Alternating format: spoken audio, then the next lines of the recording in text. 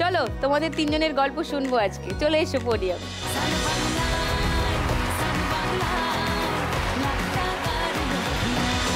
প্রথমে সোনাই, বলো তোমার কথা। আমি সোনাই শাহ, মুর্শিদাবাদ থেকে এসেছি। মুর্শিদাবাদের ফারাক্কায় সোনাইয়ের ছোট্ট ঘর। স্বামী প্রাইভেট টিউশনি পড়ান, সেই সামান্য রোজগারেই সংসার চলত। বাড়িতে 2 মেয়ে 1 ছেলে, সংসার টানতে হিমশিম খাচ্ছিলেন সোনাই। তখন আমি বললাম যে তোমার তো এইটুকু টাকার তো চলছে না, তুমি আমাকে কিছু পয়সা দিয়ে কিছু মালপত্র তুলে দাও, অল্প কিছু, দেখি যদি ঘরের থেকে ব্যবসা করে যদি কিছু হয়। তখনই শুরু করলেন এক অভিনব ব্যবসা। ক্লিপ, তারপরে টিপের পাতা, তারপরে হার, কম দামি নেল পালিশ, এগুলো নিয়ে আসলো, নিয়ে এসে তুই আমাকে দিল। জিনিসপত্র তো কেনা হলো, বেচবেন কোথায়? নিজের ছোট্ট ঘরকেই সোনাই বানিয়ে তুললেন তার সাধের দোকান। আমার ঘরের মধ্যে ছোট স্টেশনারি দোকান, 2 টাকা থেকে 5,000 টাকার জিনিস পাওয়া যায়। বাবা, একে তো কাল্টিভেট করতে হচ্ছে। হ্যাঁ, ক্রমশ প্রকাশ্য সোনাইয়ের গল্প আর একটু ডিটেল একটু পরে শুনছি। আগে আসি আমার মা লক্ষ্মী নাম্বার 2 এর কাছে, মিনতি। নমস্কার মিনতি জানাই।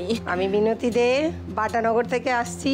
আমি সাইকেলে করে ছোটখাটো বিজনেস ভ্যান, ছোট নাইটি, কুর্তি, লেগিংস ঘুরে ঘুরে বিক্রি করি। সাইকেলে করে বিক্রি করেন? হ্যাঁ, বাড়িতে শুনবো সব গল্প ডিটেলে। আগে একটু আলাপ করে নিই রিনার সঙ্গে। রিনা, নমস্কার। নমস্কার সুদীপ্তা। আপনি কোত্থেকে আসছেন? আমি রিনা হালদার, বেহালা থেকে আসছি। বেহালা? হ্যাঁ, আলিপুর পুলিশ কোর্টে লয়ের কাজ করি। মানে কালো কোট পরে যেতে হয় তো? না, কোটটা আমি না, অ্যাডভোকেটটা করে।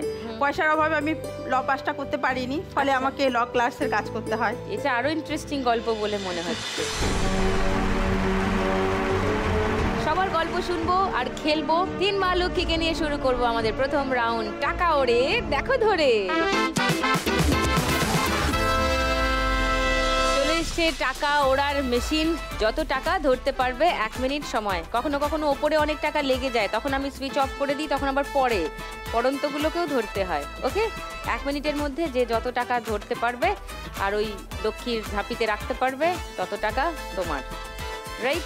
এই হলো খেলার নিয়ম। খেলায় শুরুতে ডাকবো সোনাইকে। তার আগে একটু সোনাইকে জিজ্ঞাসা করি, তোমার এই যে 2 টাকা থেকে 5,000 বিভিন্ন দামের জিনিসপত্র পাওয়া যায়, কি পাওয়া যায় আমাকে একটু বলো তো। 2 টাকার টিপ পাওয়া যায়, কাঁচ, সেট টিফিন, 2 টাকার সেফ টিফিন, তারপরে একটু বাড়তে 5,000 টাকার জিনিসও এখন আমার ঘরে পাওয়া যায়। তা হঠাৎ এইরকম একটা ব্যবসা শুরু করবে কি করে ভাবলে, কেন ভাবলে?